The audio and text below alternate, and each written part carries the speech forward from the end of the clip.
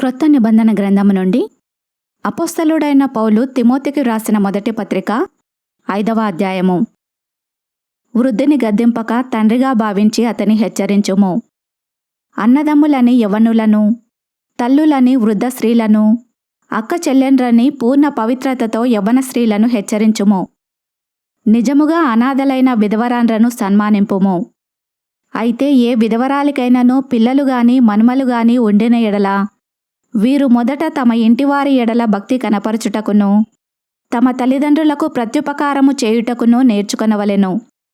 ఇది దేవుని దృష్టికి అనుకూలమై ఉన్నది.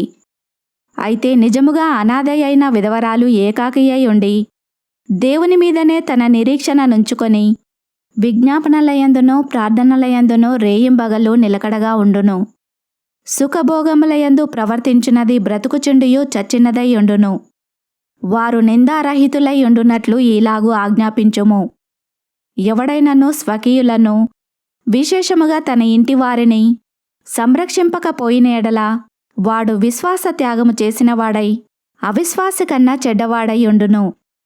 60 ఏండ్ల కంటే తక్కువ వయసు లేక ఒక్క పురుషునికే భార్యయై సత్క్రియలకు పేరు పొందిన విధవరాలు పిల్లలను పెంచి పరదేశులకు ఆతిథ్యమిచ్చి పరిశుద్ధుల పాదములు కడిగి శ్రమపడు వారికి సహాయము చేసి ప్రతి సత్కార్యము చేయబూనుకొనినదైతే ఆమెను విధవరాండ్ర లెక్కలో చేర్చవచ్చును.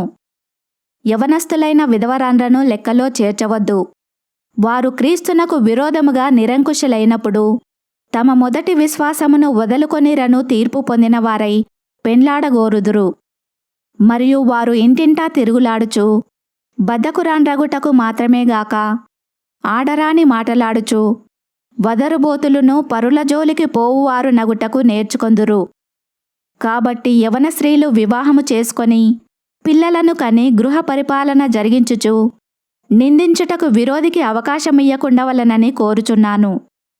ఇంతకుముందే కొందరు త్రోవ నుండి తొలగిపోయి సాతానును వెంబడించిన వారైరి.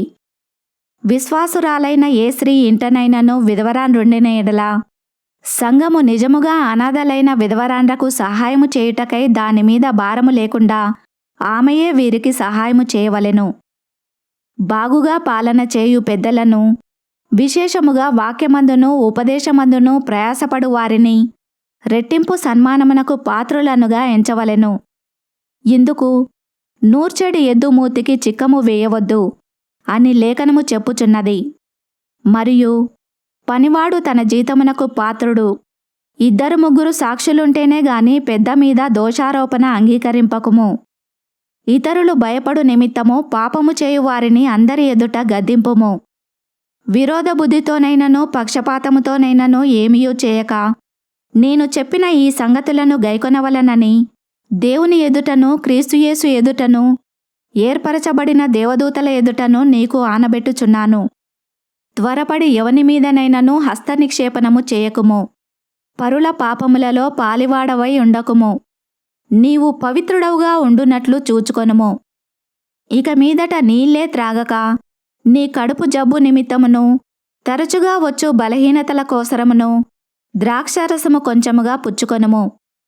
కొందరి పాపములు తేటగా బయలుపడి న్యాయపు తీర్పునకు ముందుగా నడుచుచున్నవి. మరికొందరి పాపములు వారి వెంట వెళ్ళుచున్నవి.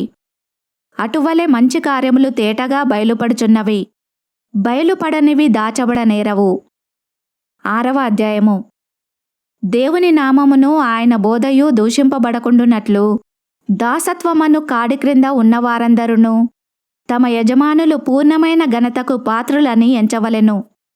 విశ్వాసులైన యజమానులు గల దాసులు తమ యజమానులు సహోదరులని వారిని తృణీకరింపక తమ సేవాఫలము పొందువారు విశ్వాసులును ప్రియులునై ఉన్నారని మరి ఎక్కువగా వారికి సేవ చేయవలెను.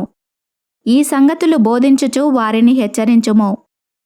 ఎవడైనను మన ప్రభువైన యేసుక్రీస్తు యొక్క హితవాక్యములను దైవభక్తికి అనుగుణ్యమైన బోధను అంగీకరింపక భిన్నమైన బోధను ఉపదేశించిన ఎడల వాడేమీయూ ఎరగక తర్కములను గూర్చియు వాగ్వాదములను గూర్చియు వ్యర్థముగా ప్రయాసపడుచు గర్వాంధుడగును. వీటి మూలముగా అసూయ, కలహము, దూషణలు, దురనుమానములను చెడిపోయిన మనసు కలిగి సత్యహీనులై దైవభక్తి లాభసాధనమనుకొను మనుషుల వ్యర్థ వివాదములను కలుగుచున్నవి. సంతుష్టి సహితమైన దైవభక్తి గొప్ప లాభసాధనమై ఉన్నది. మనమీ లోకములోనికి ఏమియూ తేలేదు, దీనిలో నుండి ఏమియూ తీసుకొని పోలేము. కాగా అన్నవస్త్రములు గలవారమై ఉండి వాటితో తృప్తి పొందియుందము. ధనవంతులగుటకు అపేక్షించువారు శోధనలోనూ ఉరిలోనూ అవివేకయుక్తములను హానికరములునైనా అనేక దురాశలలోనూ పడుదురు. అట్టివి మనుషులను నష్టములోనూ నాశనములోనూ ముంచివేయును. ఎందుకనగా ధనాపేక్ష సమస్తమైన కీడులకు మూలము. కొందరు దానిని ఆశించి విశ్వాసము నుండి తొలగిపోయి నానా బాధలతో తమ్మును తామే పొడుచుకొనిరి. దైవజనుడా, నీవైతే వీటిని విసర్జించి నీతిని, భక్తిని, విశ్వాసమును, ప్రేమను, ఓర్పును, సాత్వికమును సంపాదించుకొనుటకు ప్రయాసపడుము.